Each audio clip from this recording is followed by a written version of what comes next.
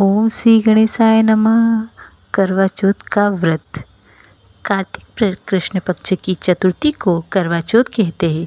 इसमें गणेश जी का पूजन करके उन्हें पूजन दान से प्रसन्न किया जाता है। इसमें गेहूं का करवा भर के पूजन किया जाता है और विवाहित लड़कियों के यहाँ चीनी के करवे पीहर से भेजे जाते हैं तथा इसमें निम्नलिखित कहानी सुनकर चंद्रोदय में अर्घ देकर व्रत खोला जाता है। कथा। एक साहूकार था, उसके 7 बेटे थे और एक बेटी थी। वह सातों भाइयों की प्यारी बहन थी। एक साथ ही बैठकर खाना खाते थे। एक दिन कार्तिक की चौथ आई तो उसकी बहन ने करवा चौथ का व्रत रखा।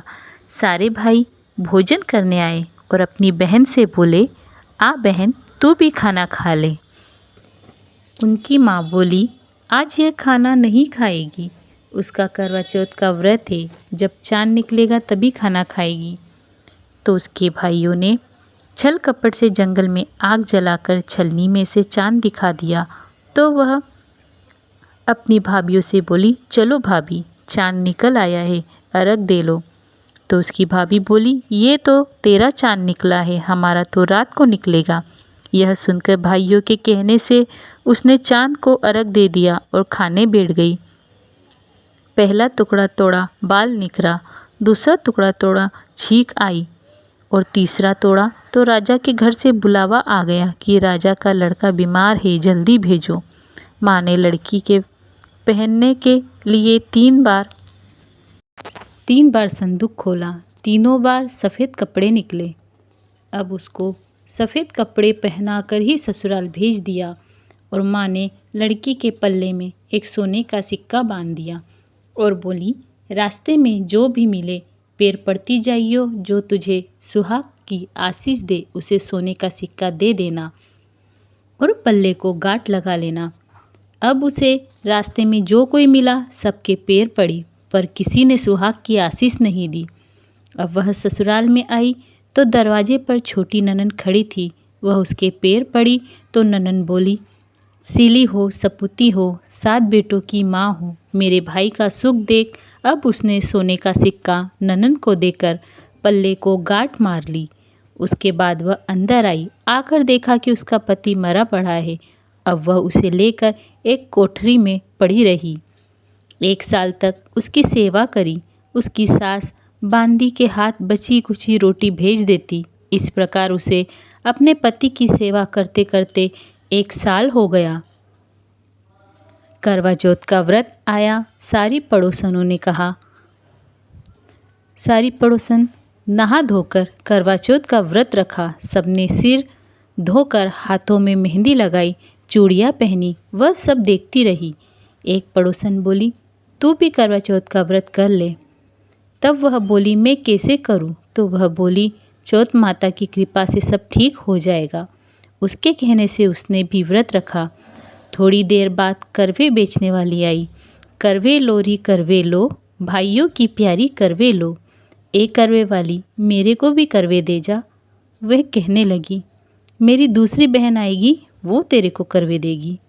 दूसरी आई, करवे लो री करवे लो, भाइयों की प्यारी करवे लो। एक करवे वाली, मेरे को भी करवे दे जा। तो वह बोली, मेरी तीसरी बहन आएगी, वो तेरे को करवे देगी। इस तरह 5 बहन आकर चली गई, पर किसी ने भी करवे नहीं दिए। फिर छठी बहन आई और बोली, मेरी 7वीं बहन आएगी, वह तुझे करवे देगी। बस तू सारे रास्ते में कांटे बिखेर कर रख देना। जब वह खूब चिल्लाती हुई आएगी तो उसके पैर में कांटा चुभ जाएगा। तब तू उसको सुई लेकर बैठ जाना और उसका पैर पकड़कर छोड़ना मत और उसके पैर का कांटा निकाल देना, तो वह तेरे को आशीर्वाद देगी। भाई जियो साई जियो। जब वह तुझे आशीर्वाद देगी तो तुम उससे करवे मांग लेना। तब वह तुझे करवे देकर जाएगी। फिर तू उजमन करना, जिससे तेरा पति अच्छा हो जाएगा। अब उसने वैसा ही किया। सारे रास्ते में कांटे बिछा दिए। जब वो करवे लेकर खूब चिल्लाती हुई आई तो उसके पैर में कांटा चुभ गया। उसने उसका पैर पकड़कर छोड़ा नहीं और उसका कांटा निकाल दिया तो उसने आशीर्वाद दिया। तब वह बोली, जब तूने मुझे आशीर्वाद दिया है तो करवे भी दे जा। तो वह बोली, तूने तो मुझे ठग लिया। यह कहकर उसने उसे करवे दे दिए। अब करवे लेकर उसने उजमन की तैयारी की, व्रत रखा। राजा का लड़का ठीक हो गया और बोला, मैं बहुत सोया। वह बोली, सोए नहीं, 12 महीने हो गए हैं तेरी सेवा करते करते। फिर उसने चौथ माता का उजमन अच्छी तरह से किया। अब उसने चौथ माता की कहानी सुनी और उजमन करा। अब वे दोनों चौपट खेलने लगे।